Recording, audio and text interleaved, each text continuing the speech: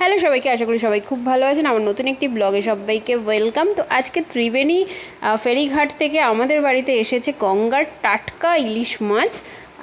কিন্তু সেটা রান্না করার আগে আজকে আমাকে ওপরের ঘর পরিষ্কার করতে হচ্ছে। তার কারণ হচ্ছে আজকে ওপরের ঘরের কাজের দিদি আসেননি, তো অজ্ঞতা আমাকেই করতে হচ্ছে। ভিডিও লাস্ট অবধি অবশ্যই দেখবেন। প্রচণ্ড গাড়ি যাচ্ছে, মানে আমি যখনই ডাব করতে বসি তখনই গাড়ির আওয়াজ চলে আসে, কিছু করার নেই, একটু অ্যাডজাস্ট করে দেখবেন ভিডিও। তো ঝটপট ঝাড় আমি দিয়ে নিলাম, জাস্ট আমি ডাইনিংটাই দেখালাম। তারপর আমি শুরু করে দিয়েছি সোফা ঝাড়া। সোফার কভার প্রচুর আছে আমাদের বাড়িতে, বাট আমার শাশুড়ি মা কোথায় কী রেখেছেন আমার জানার নেই। লাস্ট কয়েক মাস আমি ওপরে তেমন আসিনি, সেই জন্য আমি এগুলো জানি না। বাট আমি হাতের কাছে যেগুলো পেয়েছিলাম সেগুলোই একটু লাগিয়ে রেখেছিলাম। বাট আমার ছেলে মেয়ে খুব শান্ত, তো মানে আমার মেয়ে নয়, আমার ছেলে খুব শান্ত, তো ওর জন্য আমাকে ঝাড়তেই হয়। কিন্তু এখানে আমি সোফা কভার দিয়ে সোফাটা ঝেড়েছি, যদিও আমার শাশুড়ি মা আমাকে দেখতেন না, মানে আমার আর রক্ষে ছিল না, বাড়ি থেকে আমাকে বার করে দিত। এনিওয়েজ, আমি আমার মতন করে চেষ্টা করি তাড়াতাড়ি করে নেওয়ার, কারণ এখন টোটালটাই আমার উপর ডিপেন্ড করছে। তো চটি সেলাই থেকে চণ্ডীপাঠ সবটাই আমাকেই দেখতে হচ্ছে, করতে হচ্ছে। তো এইদিকে আমি চেয়ারের কভারগুলো ধুয়ে রেখেছিলাম, তো সেগুলো ঝটপট লাগিয়ে নিলাম। আর তারপরে চলে এসেছি রান্নাঘরে রান্না করতে। আর সেই স্পেশাল ত্রিবেণীর মাছ আমি দেখাবো। মানে এটা সত্যি পাওয়া যায় না, আমাদের এদিকে পাওয়া যায় না, গঙ্গার পাড়েই পাওয়া যায়, বাট আমাদের বাড়ি থেকে গঙ্গাটা অনেকটা দূর। মাছের কালারটা একবার দেখুন, পেটে যেমন ডিম তেমন কালার, আর একদম যে টাটকা মাছ, মানে রুই মাছ যে আমরা যখন কাটি টাটকা জ্যান্ত, যেরকমভাবে মানে বোঝা যায় আর কি, যেটা টাটকা, ইলিশটাও তাই একই দেখুন। তা আমি মানে কি বলবো, এতগুলো মাছ আমি করিনি, কয়েক পিস রেখে দিয়েছিলাম। তো একে একে মাছগুলোকে আমি জাস্ট ধুয়ে নেব। ইলিশ মাছ যদিও বেশি ধুতে হয় না, ছোটোর থেকেই দেখে বড় হয়েছি, মাকে বেশি ধুতে দেখিনি আমি মাছ।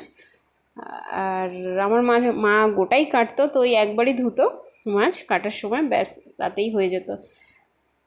এনিওয়েজ, মাছটা আজকের কর্তামশাই বলেছেন, অনেক কষ্ট করে মাছটা যেহেতু নিয়ে আসা হয়েছে ওপার থেকে, তো সর্ষে বাটা হবে, ভাপা করতে হবে।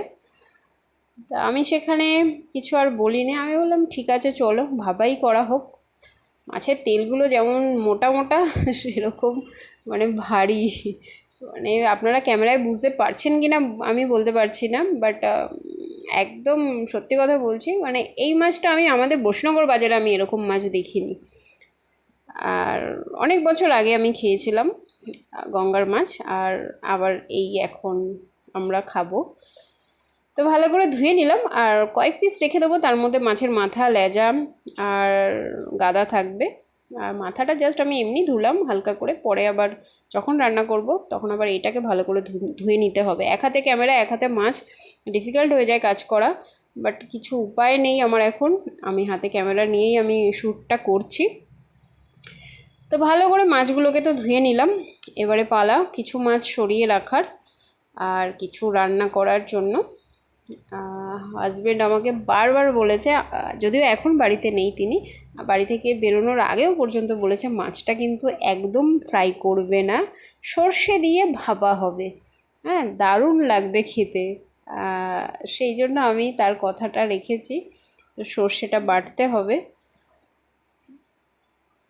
মাছের রক্তটা আপনারা দেখেই বুঝতে পারছেন আরও একবার যে টাটকা মাছ।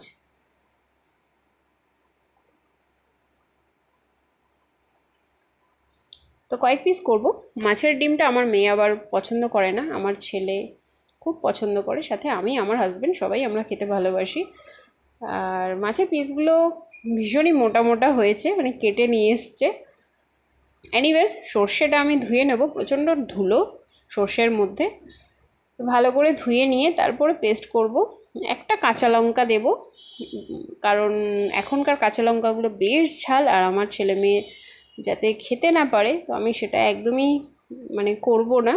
তো আমি সেই জন্য একটাই কাঁচা লঙ্কা দেব, মানে সর্ষের সাথে পেস্ট করে। আর গোটা তো দিতেই হবে কয়েকটা, চিড়ে। তো ভালো করে ধুয়ে নিয়েছি, চলুন এবার মিক্সিতে ভালো করে পেস্ট করে নিই। সব ভঁ করে তো চালিয়ে নিলাম পেস্ট করার জন্য। মিক্সিতে একটু টাইম নেয় ভালো একদম মিহি পেস্ট করার জন্য, কিন্তু শিলে বাটলে বেশি ভালো হয় পেস্টটা। বাট উপায় নেই, শিলটা কাটাতে হবে। তো আমি মিক্সিতে পেস্ট করে নেওয়ার পর ছাঁকনিতে আমি ছেঁকে নিচ্ছি। তাহলে যেটা হয় আর কি, সর্ষের যে খোসাগুলো থাকে সেগুলি আমাদের আর পেটে যায় না। মিহি পেস্ট যেটা থাকে সেটাই ভালো হজম করার জন্য। আর খোসাগুলো হজম হয় না তেমন একটা, অনেকেই করতে পারে না। তো আমি এভাবেই ম্যাক্সিমাম টাইম চেষ্টা করি করে নেওয়ার। তো ভিডিও যারা দেখছেন আপনারাও বলবো দেখে চলে যাবেন না, পারলে একটা লাইক একটা কমেন্ট অবশ্যই করবেন। ওকে, তো সুন্দরভাবে পেস্টটা আমি করে নিয়েছি। আর পাশে আমার ছেলে ছিল, ওর জন্য আমি ভাত বেড়েছিলাম, বাট নখরা শুরু হয়ে গেছিলো এখন ভাত খাবো না, সেই জন্য আমি ঢেকে রেখেছিলাম। এসে আবার উঁকি মেরে দেখে গেছিলো ভাতটায় কি আমি দিয়েছি। এনিওয়েজ মাছে ভালো করে আমি আগে নুন হলুদ আমি মেখে নেব এপিট ওপিট করে।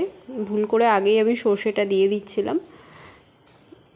নুনটা ভালো করে মাখিয়ে নিলে বেটার হয়, যেটা আমরা বুঝতে পারি পরে যখন রান্নায় নুন কম হয়। আর এই জিনিসটা আমার ক্ষেত্রে প্রচুর দিন হয়েছে, রান্নায় আমার নুন কম হয়ে যায়। আর বাড়িতে ম্যাক্সিমাম সবাই নুনটা বেশি খায়, আমি কম খাই নুন। এনিওয়েজ ভালো করে নুন হলুদ মাখিয়ে নিলাম এপাশ ওপাশ। আর তারপরে সর্ষে বাটাটা দিয়ে সাথে সর্ষের তেল দিয়ে 4টে কাঁচা লঙ্কা চিড়ে আমি বসিয়ে দেব কড়াইতে। কড়াইতে আমি অলরেডি জল গরম বসিয়ে দিয়েছি। আমি এভাবেই করব। টিফিন বক্সটা আমি খুঁজে পাইনি বড়, বাড়ির পরিস্থিতি যা চলছে সেখানে কোনো জিনিসই আমি ঠিকঠাক জায়গা মতন পাচ্ছি না, সময় মতনও পাচ্ছি না। আর সেই জন্য আমি এভাবেই করলাম বাটির মধ্যে। ওইদিকে জল আমার গরম হয়ে গেছে। তো সর্ষে দিয়ে মাখার পর যা স্মেলটা বেরিয়েছে না, উফ সাংঘাতিক। তো জাস্ট এভাবেই আমি 15 মিনিট ঢাকা দিয়ে দেবো। একটু ভারী চাপিয়ে দিলাম, না হলে প্রবলেম ক্রিয়েট হয়ে যেত একটা। এনিওয়েজ রেডি হয়ে গেছে আমাদের গঙ্গার ইলিশ সর্ষে ভাপা। তো কেমন লাগলো ভিডিও অবশ্যই কিন্তু জানাতে ভুলবেন না। আর আমার চ্যানেলটি কিন্তু সাবস্ক্রাইব করতে ভুলবেন না। ওকে, থ্যাংক ইউ ফর ওয়াচিং। ভালো থাকবেন সবাই, টাটা সবাইকে।